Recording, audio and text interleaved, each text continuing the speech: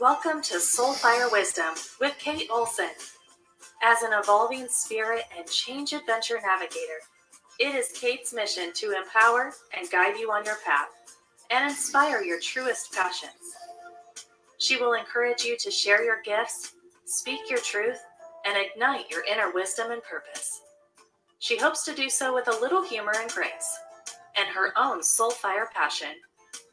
Kate talks with amazing guests who have embraced the pursuit and are fanning the flames of their own passion, purpose, and soulfire wisdom. Now here's your host, Kate. Good afternoon. Welcome to Soulfire Wisdom. And I usually say totally awesome, try something new, and talk about it Tuesday. But I've decided to change that up for the new year, and I'm starting a little early. So I may every once in a while have a totally awesome, try something new Tuesday. But from now on, I'm going to be doing tips, tricks, and triumphs. So this week, I'm going to give you a little tip, and that's on December 21st. Something kind of interesting is happening that hasn't happened for about 800 years. And that's the Christmas star, or what they call the Christmas star, is going to be visible in the sky. And what that really is, it's the conjunction between planets. I think it's Saturn and Jupiter. They come close enough that they almost look like they're touching, so they look like a big, big star. And that's going to be visible closer to the equator you are, but in the U.S. in the Southwest, if the skies are clear, we should be able to see that. So, yeah. Oh, and the best time to see it is just before the sun sets, when it's not quite dark yet. You should be able to see the Christmas star. So we have a great show planned for today. My guest is Victor Petron, and Victor is the founder of the Center for Optimism. And I had him on about this time last year, right after he had opened the Center for Optimism and released his book, Optimism, the Why and How, and we talked about optimism and what his hopes for the new center that he was opening were. Victor has a really interesting background. He was actually commissioner to the United States, which is kind of like ambassador, and he was a parliamentarian for 18 years, and he's been a barrister and an arbitrator and a mediator and a board member and a businessman. But he decided to go around the world asking people why they were optimistic. And this had to do with his ideas about leadership and success. And so I'm going to introduce Victor right now, and we're going to find out both how the Center for Optimism has been doing through 2020 and in general what he's up to. So good day, Victor. How are you? Kate, I am fantastic, and it is wonderful to see you. I just love your soul fire, purpose, and passion. So it is great to be back with you today. In fact, you can see the coloring behind me. It's the dawn. It's a lighthouse of optimism in the fog of pessimism. And you, Kate, epitomize that to me. And you epitomize optimism for me. Even your new glasses and your sport jacket that you're wearing there, it's all so optimistic. So It's the coloring. This one, the trend towards the circular economy. I was doing a television interview, and the interviewer had some quite colourful glasses, and I said, "Where do you get them?" And it's a Sydney startup that does the circular economy. So they're recycled plastic glasses, and the benefit is it does match my orange blazer. yes. So first, is there anything I left out on the synopsis of your background that you'd like to tell the audience? And then what's new since last year with the Center for Optimism? Well, the past, there's nothing else you have to add. I think it was such a complimentary introduction. I couldn't add anything to it. What's happened? Well, as you know, when we were talking, we had opened the world's first shop front for optimism. Well, what did COVID do for us on a shop front? We had to close the actual shop, but we have grown so much online. So for us, we now have 5,500 members in 69 countries. We had our first Bulgarian join the other day. And despite COVID and everything else, we have just grown and grown, both in our reach and our mission. And just this weekend, we launched a new course called The Habits of the Optimist. And in my speeches over the last year, I normally talk about the why of optimism. Well, in the how, we share the habits, the smiling, the laughter, the greetings, the gratitude. And two friends of mine, expert in the education field, one of them having had to close her business as well. And so we've created an animated Habits of the Optimism course. So that's the newest of the new. We had the Governor General, the Australian head of state, on the other day, and we had 10 children asking him stories about how he had got to where he'd got. And Kate, the blessing to me was he opened up and he said, well, look, it's not just because I've got the host is the man from the Centre for Optimism, but all my life I've been an optimist. So we've had lots and lots of good things happening, Kate, despite the fact that here in Melbourne, where we're headquartered, we had the longest lockdown of any city in the world. Yes, but as you were telling me before, it worked, didn't it? We are on zero COVID now. I mean, there's COVID in the people being evacuated from other countries. So there's still a stream of Australians who want to come back, who've been living overseas. So there's a little bit of COVID in secure facilities. But yeah, we've reached a zero COVID spread at the moment. So it's still a bit funny, Kate. I'm so used to not going to dinner with people. I'm so used to not going out for coffee. You almost sort of think when someone says, come and have a coffee, you're still thinking, oh my God, do I have to wear a mask? And what do I need to do? But in fact, in a zero COVID community, you could actually sit opposite someone without a mask. Yes. So your business grew and flourished during the shutdown, but how did the economy in general in Australia fare? Is it? It's hard to tell. Back?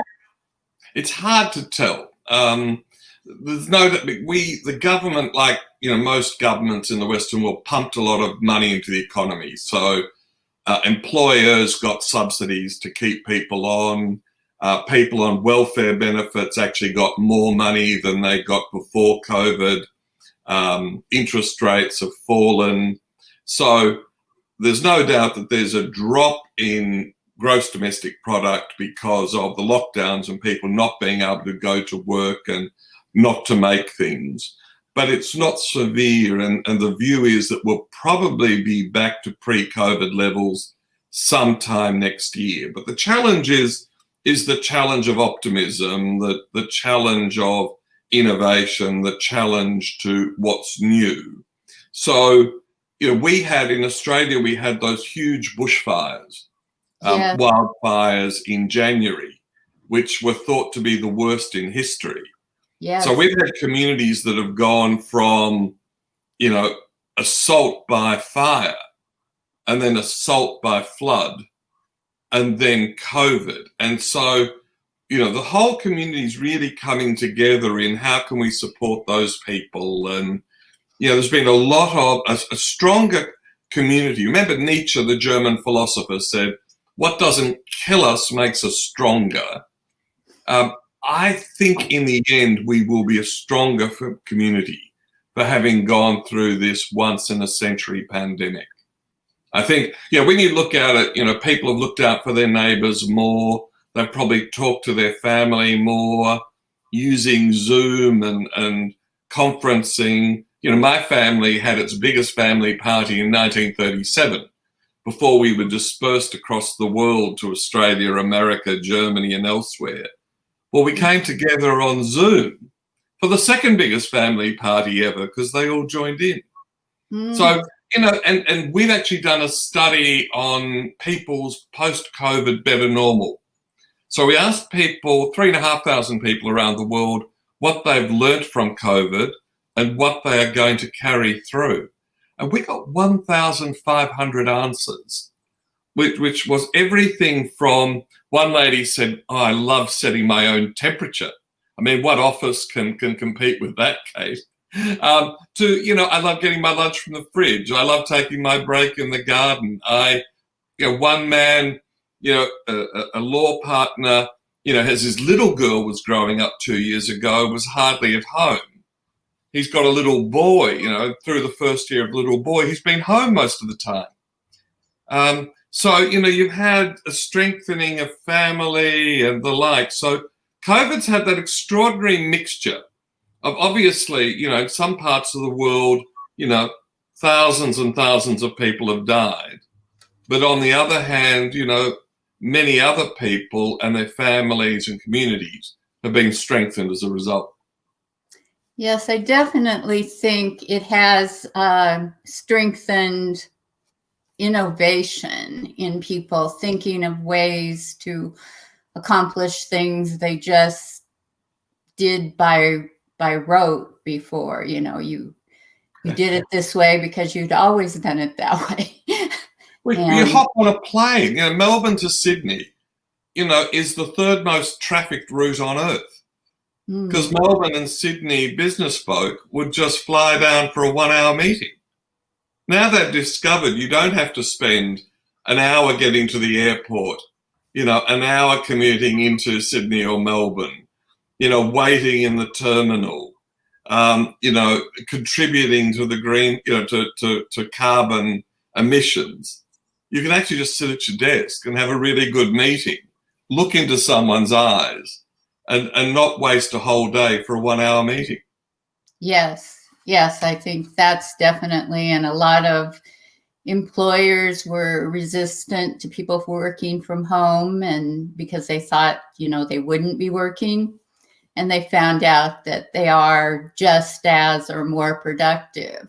So, well, that trust is interesting. I was reading, funny enough, I found something from 1996 from the Melbourne University Philosophy Department by reading an article out of Switzerland. But this lovely professor from the University of Melbourne said this: trust is the optimistic belief that the person making the promise will carry out their promise. And I think employers and everyone else has seen that left to their own devices, workers have in many cases produced more rather than less working from home, not having to shower and dress in an office outfit and commute for an hour. I'm on the board of a company, we've got one of the highest performing call centres in Australia. Would you know that the customer perception of the call centre even improved as our call centre people were working from home? The view was always, if you're in that sort of battery hen type environment and talking to each other, that it lifted the emotions. But in fact, we've found that our call centre people are even more empathetic and sound more empathetic when working from the quiet of home with their cat sitting on their lap or their children nearby. Yeah, I think that's true. It has produced some interesting, I don't know, side effect situations, but I think we've all kind of gotten used to that. So, Kate, tell me about you over the last year. What have you learned about yourself during COVID that's made you stronger for the life ahead? Well, I have learned that things will happen, changes come about, and you can and will adapt. I actually moved during COVID. I moved from Washington, sold my home, and moved to Arizona. So it was a big change, and a lot happened. And some of it, I thought I'd have a hard time adapting to. And especially during COVID, I thought it would be harder to adapt. And it turned out that since I was adapting already, I think it was maybe easier than it would have been if everything would have been normal. Yeah. I was in Phoenix last year. I gave after we spoke, I gave a speech in Phoenix and to a conference on procurement and supply chain. And it was the first time they'd ever had an optimist open the conference. And it was electric. It was one of those lovely things. And, I get people to stand up and shout out, "The leader is the person in my mirror." And then I ask them to look into the eyes of the person next to them. "The leader is the person in your mirror."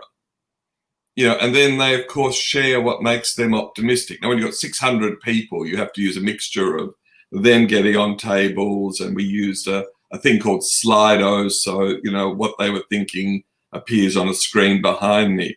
And at the end, Kate, you would have loved it. You could not have scripted it. This tall African lady got up and said, "Look, I'm from Nigeria. I was born in a time of war. My name means the future will be better. I'm with you, Victor." And the crowd roared. And then a small lady, blonde, grabbed the microphone and said, "My name is Hope, and I'm with you too, Victor." So my memories of Phoenix are very, very favorable. So my impression of Arizona is it's quite a friendly place, and most people are like you. There's not that many Arizonans these days who were born in Arizona. Oh, yeah. Population of people who've moved there. I don't live in Phoenix. I'm south of Tucson. And in my community, almost everybody is from somewhere else. So, but in different broadcasts that I've done this year, like we did one on COVID, and then I did one on suicide prevention. And I was talking to a suicide prevention expert who's also a comedian. And he had a hard time through COVID. First, at the beginning, he was on a cruise off the coast of China. Luckily, not one of the ones that, had everybody get COVID. But anyway, then he came back and COVID. And then he was in the fires that we had here.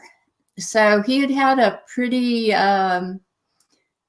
traumatic year. And he got into being a suicide prevention expert because of his own, suicide ideation and attempts. And so I asked him if the year with everything that had happened had been, harder and more stressful. And, if he'd had more negative thoughts. And he said, no, that actually he worried about the other people that weren't suicidal or didn't have mental disabilities, because he said he gets up every day and, it's a challenge to deal with life. So COVID wasn't that dramatic of a change. And I think people who have gone through a lot of adversity, really of any kind, they develop more resilience. And a part of that, I think, also is, now it's hard to say someone with suicidal thoughts is optimistic, but when they're dealing with it well, they are. Because the definition of optimism, in some senses derives back from that English mystic, the oldest surviving book in English by a woman, Mother Julian of Norwich, who famously said, all shall be well, all shall be well, all manner of things shall be well. And she lived through the Black Death, which was a pandemic that killed 20% of the population. So, very deadly. And what's interesting is that the definition of optimism that's used by Harvard Health, by the US military, by Boston University, Brookings, is that optimism is a belief that everything will work out in the end. To which some clever people add, if it hasn't worked out, it's not the end. Yes. So when you believe that, your friend could easily be described as an optimist, because optimism is the underpinning of resilience. It's very hard to be resilient if you think things are turning to mud or to what we normally say. Whereas if you believe that persistence, that strengthening your mind, that doing the exercises that build your mental health, then you believe that everything will work out. That's not entirely true, but from your perspective, I can see how it would be being an optimist. There's resilience, and then there's joyful resilience, and they're different, because there's resilience where people suffer and grind it out and get through it. That's hard. Yeah. Most resilience is underpinned by a belief that things will get better. So I did an event with the Jewish community about 3 weeks ago, and there are a number of older people there who were young children, growing up in Germany during the war or pre-war. And all of them articulated this optimism that, it was grueling being in Germany as Hitler came to power, and, the stories of their parents and grandparents, but it was a belief that you would outlive Hitler, or that you would move to Australia or America or Israel. So even in the worst of circumstances, that resilience is underpinned by, if I keep going, it will get better. Now, there's no doubt there must be some people who can, as you say, grind it out with no belief that things will get better. But I think that's with a sense of suffering that a lot of people have been able to overcome going through, like Nelson Mandela. I mean, in the worst of circumstances, he was an optimist. He had resilience, but it was a joyful resilience. And he wrote his autobiography on toilet paper. But as he said, you keep your face to the sun and you keep walking forward. And there's a black supergroup out of Chicago called August Green that also has a contemporary song, which is, keep your face up to the sky. So, Mandela, in the midst of that suffering and the like, it was able to maintain that. Gandhi, as the English ridiculed him as that sort of fakir in a loincloth. Mm-hmm. But, he kept up that smile and he would meet with the British, ruling elite and would just persist with the message. So it's very powerful. And if you look at contemporary times, we've gone through this terrible period. Most of the psychological analysis says what people are yearning for are stories of optimism and hope. Disney and Coke and others have all produced research showing that's the case. Pantone today released their new color palette. And this, for the first time, they're going to have two colors. One is a yellow and one is a gray. So optimism built on a rock solid foundation is the way they've articulated it. McKinsey says that, all the great leaders are people who are infectiously optimistic. So not the big man at the podium making the big speech. It's the person who can ask his staff, his workers, what makes you optimistic? Iger, who retired after a hugely successful career at Disney, has a new book, his autobiography. And of course, like everyone these days, he's called upon to talk about the 10 great features of the contemporary leader. Well, number one is exactly, again, what you epitomized, Kate, infectious and realistic optimism. Yes, definitely. But no one wants a Pollyanna. No one wants someone who says that there's a silver lining in every dark cloud. But, it's the realization that the dark clouds will fly past and the sun will shine again tomorrow or the next day.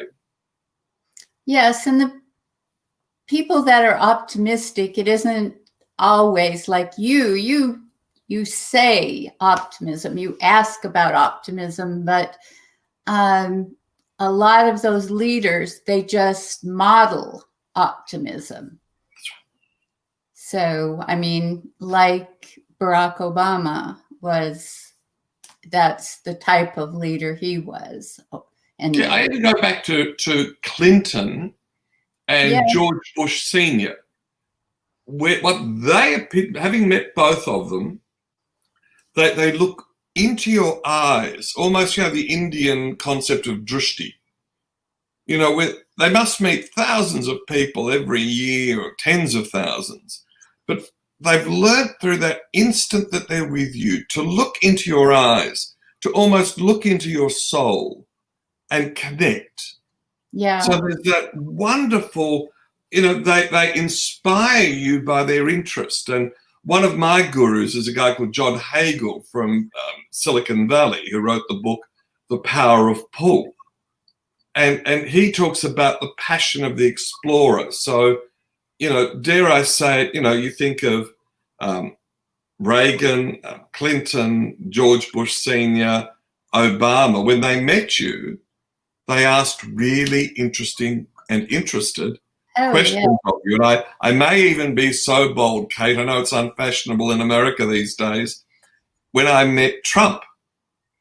In fact, in that short period that I was with him face to face, he was, again, intensely curious and asking good questions. So, even in the bleakest of American politics these days, I think one of the things that strikes me about your presidents is that they're actually very, very good people.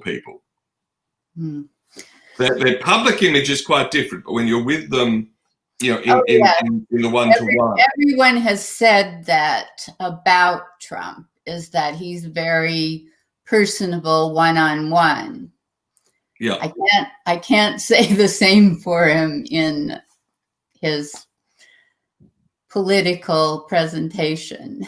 So. No, I think I actually did a joke tweet the other day, Kate. I've been rereading the 1952 book, The Power of Positive Thinking by Norman Vincent Peale.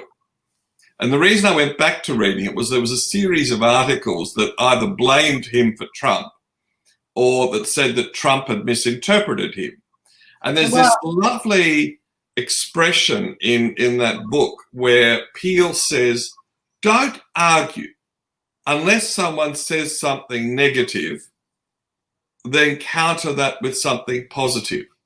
And I joked and I said, that must have been the sermon that Trump slept through. Well, actually, he got his philosophy, he got his interpretation of that book from his father. And so he has a niece who's a psychologist, and she has interpreted how the family, you know, kind of digested that idea of positive thinking. And I guess the part that slipped through was, you know, like the grounding in reality, you know, like. The appeal is also very strong. Well, what's interesting when you read back this 1952 book, because of course he had a huge career, you know, from the 1940s to the 1990s. And yeah, Clinton, when he died, Clinton made this very beautiful speech about him. But Peel was very much about, you know, if you're going to dream, dream big dreams. You know, if you're going to pray, pray big prayers. But it's quite modern because he talks about meditation and taking 15 minutes of silence every day. So I think, you know, those who wanted the sort of gospel of prosperity could extract that from him. But his actual writings and sermons were quite different. So it was very interesting character, particularly when you watch some of his old videos and the like. He was, again, a very charismatic speaker. Yes, and he did what most of the people who espouse positive thinking did. You can't just have the thinking. You have to have practices and action behind it. And if you don't, it's just empty words. So yeah, Neville Christie sent me an email the other day. He said, Victor, what is the difference between an optimist who doesn't act and a pessimist? Absolutely nothing, because pessimism paralyzes. And the optimist who just talks optimism rather than acting on that optimism actually has no greater impact on all. But I mean, that's one of my crusades is with the young. You see, the conversation about climate, for instance, is a paralyzing conversation. You know, it's destruction and tempest and hurricane. You know, this is all beyond the power of a 12-year-old to do something. But it's within the power of the 12-year-old to choose recycled or circular economy goods. It's within the power of the 12-year-old to plant a tree.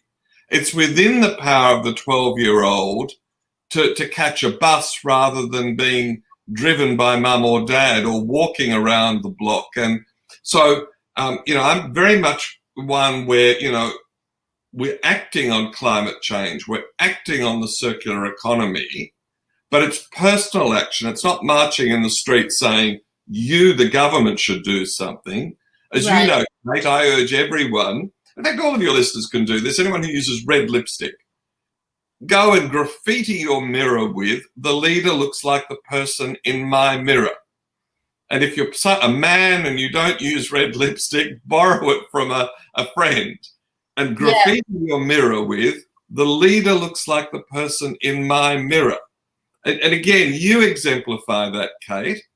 You know, it's this notion that too much of society now, when they watch the news, it's them. You know, the government should have done something 5 years ago, or a company should have done something 10 years ago. We should have all known about the effects of smoking 100 years ago. But, you know, the Chinese, I think, have a proverb, or someone Chinese had a proverb that said, the best time to plant a tree was 25 years ago, or it's today. Yeah. And I much prefer it's time to plant a tree today. And as we were talking earlier, I mean, we're one of the projects we're involved in on the water board that I'm on is, you know, we've got a big recycling plant in the outer suburbs. Next to it, we've built a waste to energy plant, you know, which is taking food waste and converting it to energy. Our next project is going to be green hydrogen. So using the water and the energy, splitting out the hydrogen and the oxygen. And of course, we've got factories around that want the hydrogen. What's interesting is that we will reduce the energy the energy input into the recycling plant by about 80% by using pure oxygen rather than air to clean up the sewage.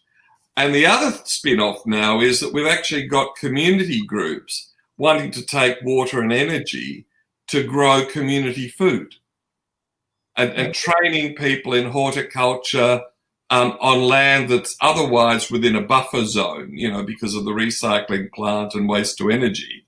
We'll now be growing vegetables for the community and training people to grow vegetables.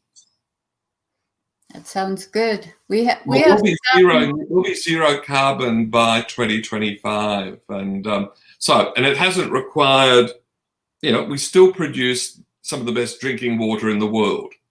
We still take away people's sewage, but we're doing it in cleverer ways that are good for the planet and good for the people.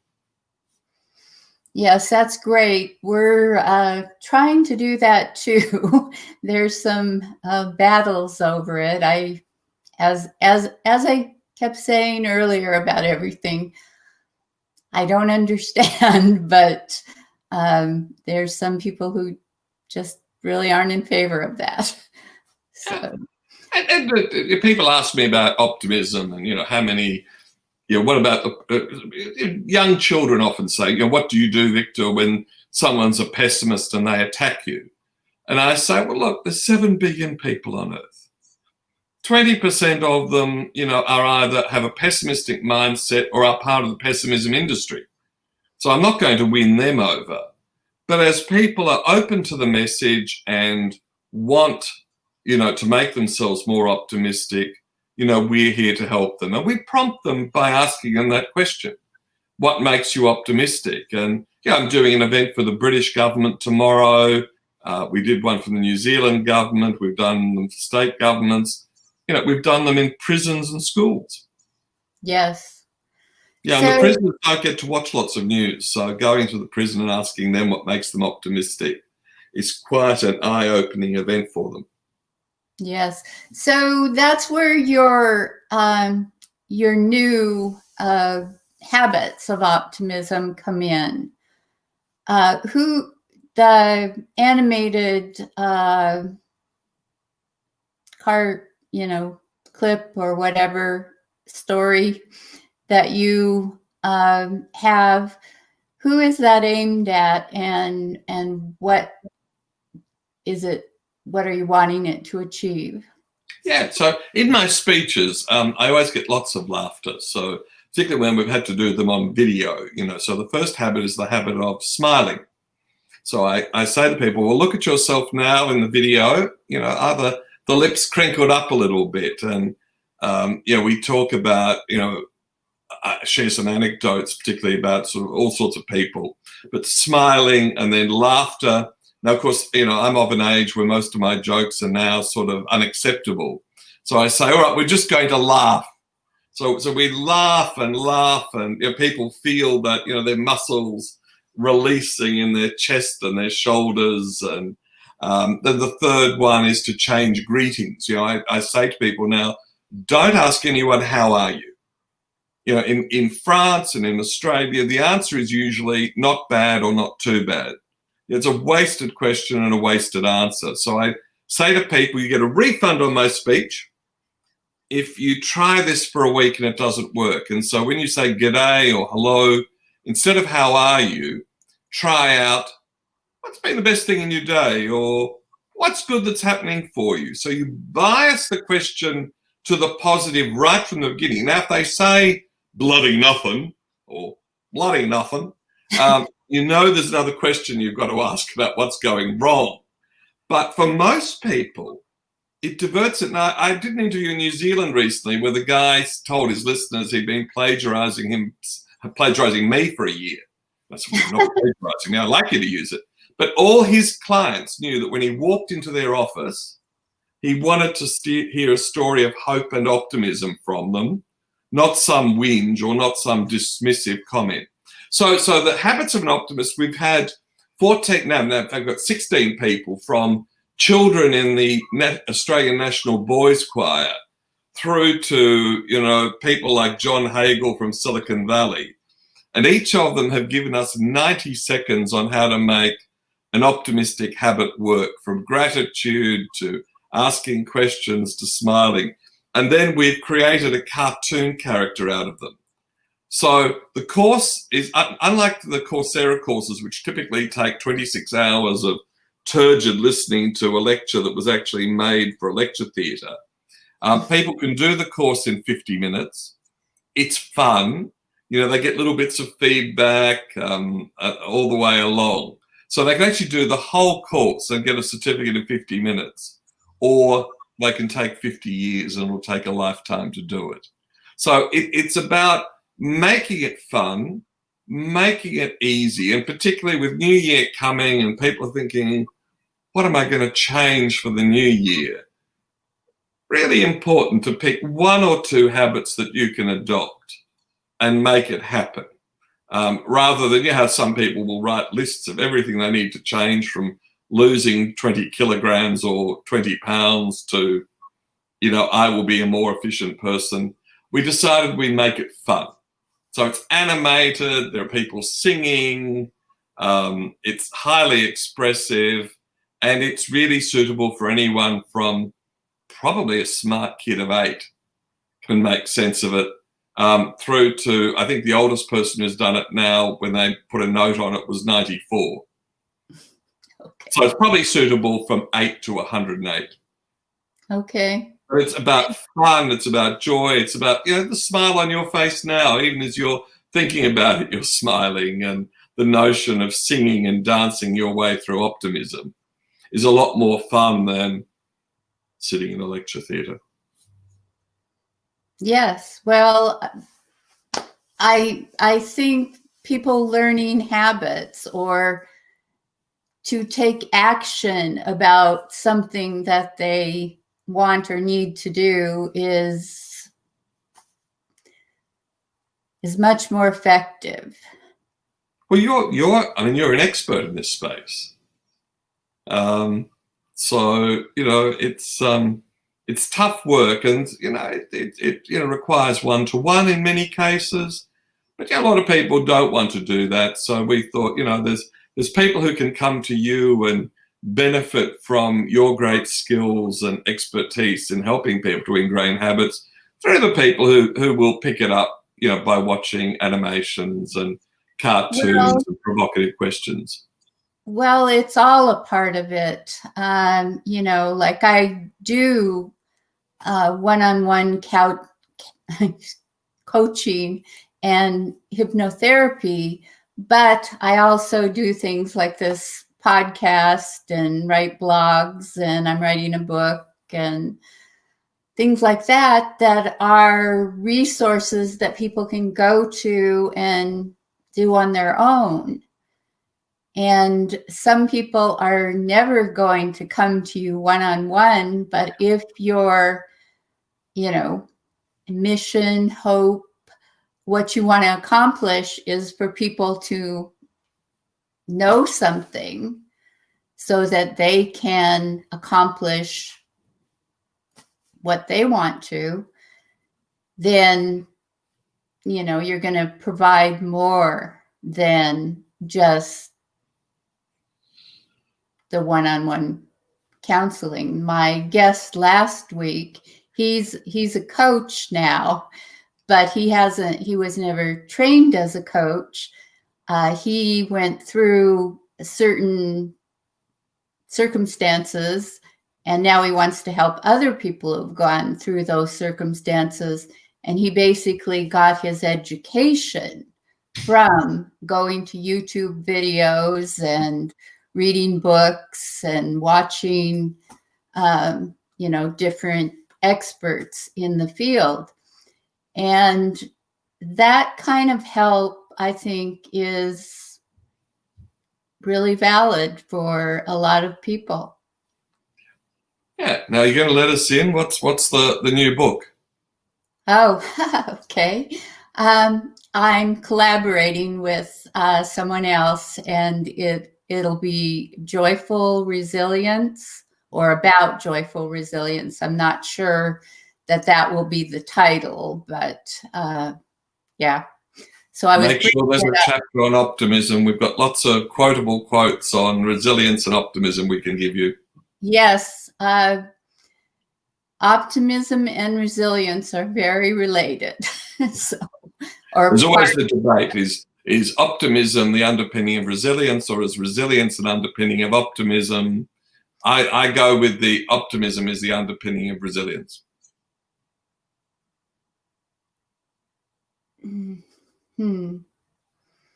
But it's a bit like hope and optimism. Yes, in some of the Christian churches, there's this view that you should have hope and that optimism is to be poo-pooed. And I wrote an essay the other week in Thrive Global where I said you can actually have optimism, hope, and faith, and they actually go together really, really well. Yes, and resilience is a part of all of that. So, but mostly my book is going to show that it isn't enough to be just resilient. You need to be joyfully resilient. I mean, and you can be joyfully resilient. I've been resilient and joyfully resilient, and joyfully resilient is better. So. As the Dalai Lama would say, choose optimism. It feels better. Yes, definitely. No, joy. Someone who died this year was a lady who gave me very good advice. It was a lady called Dadi Janki, an Indian lady who died at the age of 103. And she was the head of the largest women-led religion on earth, which is the Brahma Kumaris, which is a Hindu group out of Mount Abu in India. They originally formed in Pakistan, and then after the separation of Pakistan and India, really almost as refugees, went to Mount Abu. And she gave me my rules of time management, Kate. We met back in the late 90s and said, "You're a busy sort of guy, aren't you?" And I said, "Yes, I am." And she said, "Do you find time to meditate?" And I said, "Yeah, I do." She says, "But try this. Try to meditate 1 minute every hour.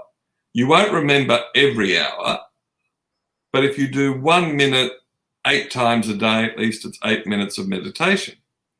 And but she gave me my rules of time management, Kate. And so the first one, if someone asks you to do something, her question was, will it bring you great joy? If so, accept the invitation. The second test is it something that will forward you or your organization? Say yes. Is it something you must do? Well, of course, that answers itself. Mm-hmm. But if it's something that doesn't bring you joy, doesn't advance, and isn't something you must do, don't do it. Everything else is a waste of time, according to her. But joyfulness was the first test. Yes, definitely. So I have a question that might seem totally off subject to you, but I've been asking all my guests lately, so I'm going to ask you too. So what has surprised you most about life so far? Life so far? Oh, gosh. Oh, God, I'm going to give you a long silence. So I'm a person who I take what comes. So for me, my lessons really go back 2 generations. So my grandparents were all living happy lives in Northern Europe. And then the Soviet invasion in 1940 threw their lives around. One grandfather was executed. Grandmother was sent to Siberia for a decade. The other 2 grandparents became refugees. So for me, you see what happened to them. Then they lived, through World War II. Then You know, my maternal side went to Australia. So for me, you know, life is full of changes and challenges. So for me, my whole life has been a journey of progress. So, you know, even though my mother was a refugee, my father died when I was very young. You know, she worked 3 jobs to keep we kids at school. You know, from then on, you know, as a young barrister, a trial attorney, I went into politics young. You know, politics has its biffs and buffs. Perhaps that was my greatest surprise, was in politics, that, you know, I didn't realize the extent to which there are groups of people who want to stymie other people who want to do good things. So if I go back, I think thinking over my whole life, maybe I went in a bit naive, that good ideas and good intentions were not enough. That there was always a group of people who were either jealous or opposed to you, that would use surreptitious means to stymie you. I suspect that was, if I go back through my whole life, that was the thing that surprised me the most. And then the other one was, we talked last time, when I was working in the Americas. So I worked right across North and South America. There was the positive view towards Australians. You know, this wonderfully positive stereotype to Australians. And then I've come to a third surprise. When I came back to Australia in 2015, I was surprised by the negativity. That Australians seemed to be the people that didn't understand the quality of Australian leadership. And I think Jesus, in one of his sermons, talked about the prophet is not recognized in his or her own land. So I suspect if I look back, those are probably the 3 surprises. And then, of course, like any bloke who's divorced, I was surprised that my marriage didn't last. But, you know, 40% of the population now go through that generally in the West. And, you know, it's you know, 10 years on, I'd probably do it all differently. But that was another thing that surprised me in my life. Was that what you were trying to get at? Is that the answer to the question? There's no right answer, and everybody has given a different answer. That's what the person from last week said. They gave their answer, and then they said, now I wonder what everybody else said. And everybody, because I have never been asked that question before. It's a completely unique, and you didn't prepare me for it, so it's, because otherwise you prepare these answers and it all sounds very schmick. And you've actually helped me with my thinking processes to go through 3 generations of my family and contemporary society. So that's a wonderful question, Kate. Have you ever seen the film Lost Horizon, the 1973 version, with the music of Burt Bacharach and Peter Finch and Michael York? It wasn't a success in the box office. It was released because it's about Shangri-La and, you know, based on the book by James Hilton, Lost Horizon. And it was at the end of the Vietnam War, so its timing was probably wrong. But there's a song in that called Answer Me a Question. And the words of the song go, answer me a question, right or wrong. You can answer with a question, right or wrong. Even though the answer may be wrong, your question may be right. Answer with a question.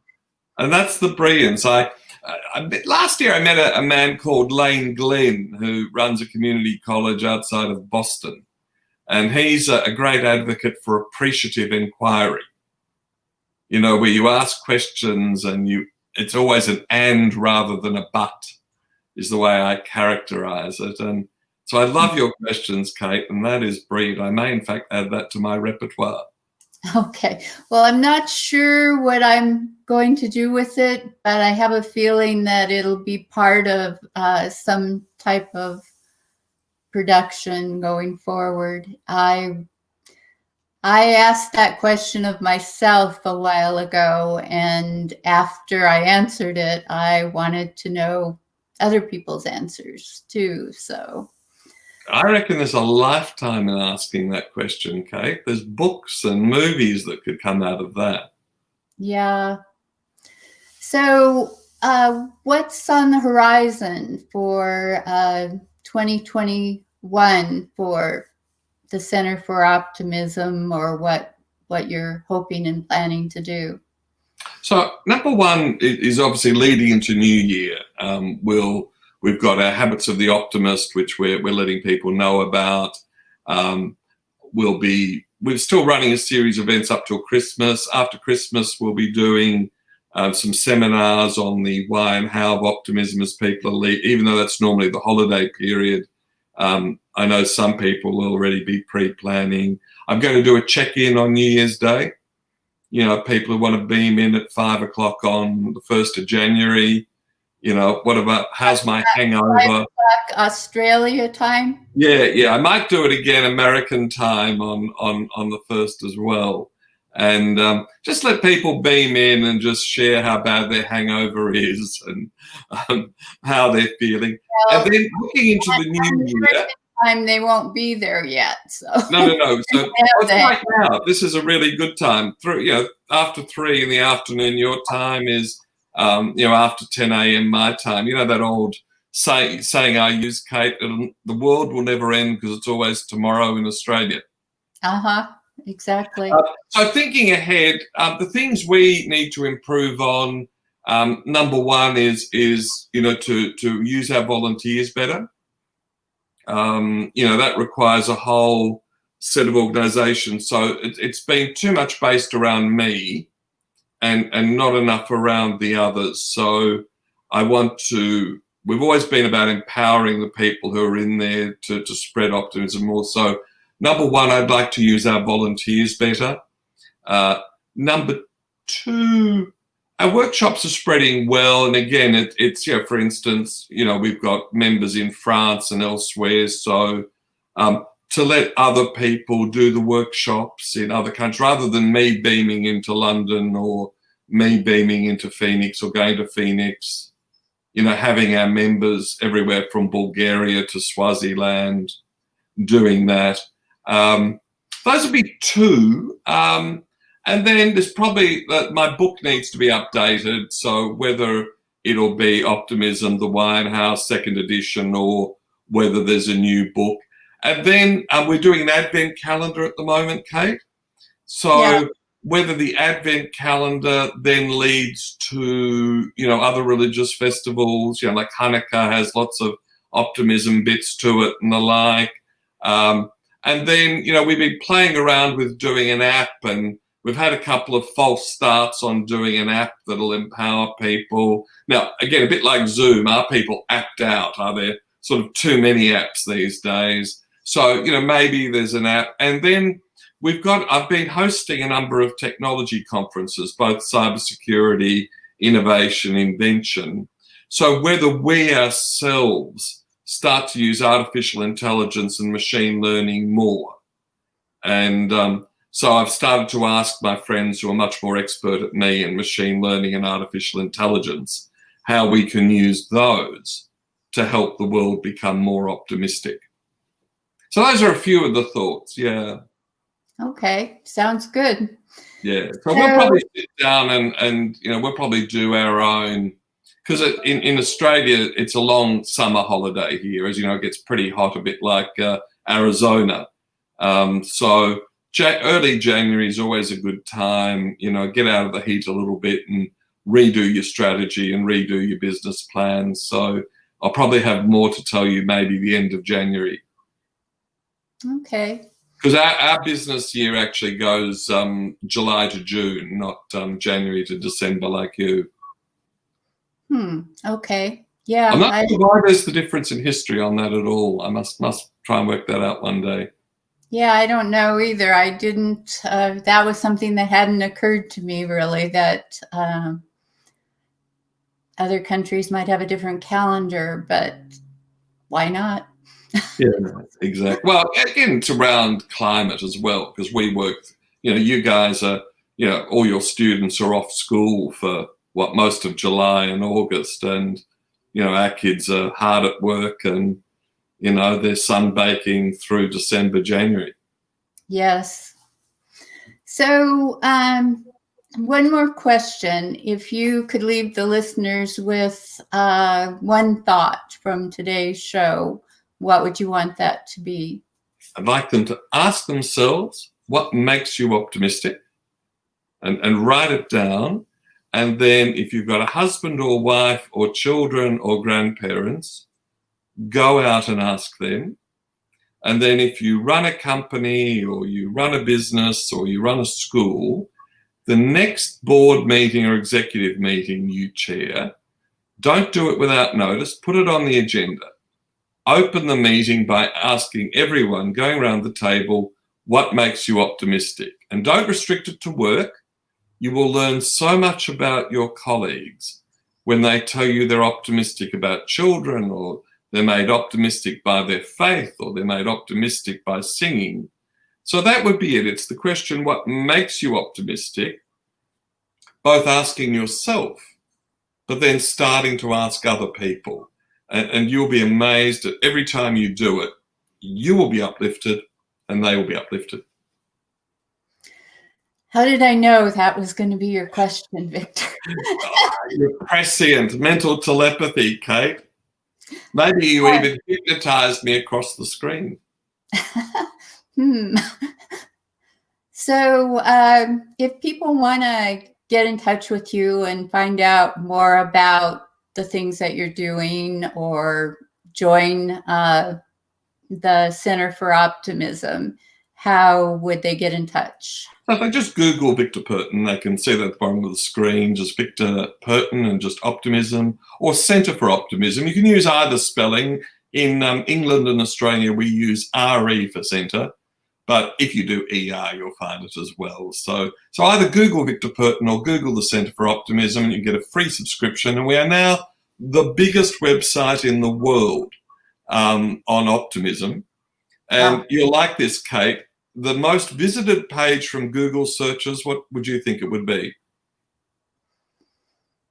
Hard to tell, people. It's so funny. Our most popular page is Mother Julian of Norwich. Really? All shall be well, all shall be well, all manner of things shall be well.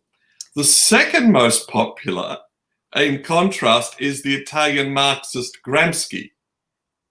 So optimism is there for the believers and the atheists, and we've got every form of religion, faith, and belief in between. So it's a lot of fun. When people Google in, they will find all sorts of things, all sorts of gems.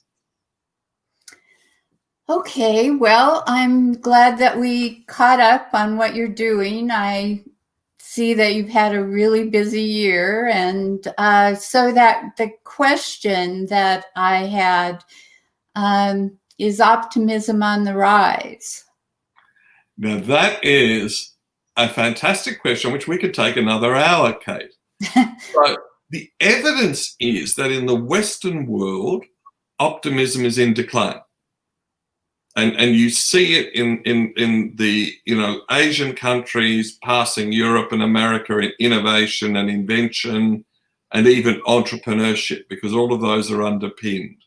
So the decline in optimism in the West is, interestingly enough, countered by the rise of optimism in Asia and North Africa, and in fact even in places like Nigeria. So if you look at Australia and New Zealand and the United States, optimism is on the decline. If you look at Africa, the Middle East and Asia, it's on the rise. So in the balance, it's probably on the increase, and it's up to people like you and me, Kate, and this conversation we're having today to stimulate others to do it. So in my little patch, I go one by one, helping people to become more optimistic. And I think with the passion of people like you and me, it will rise again. I think it is rising now. I think after this year, I think people want to feel optimistic. And we'll give it a red hot go. Yes, we will. So thank you so much for being here today and talking about this. And I hope you have a really nice holiday. I wish you a Merry Christmas and a Happy New Year.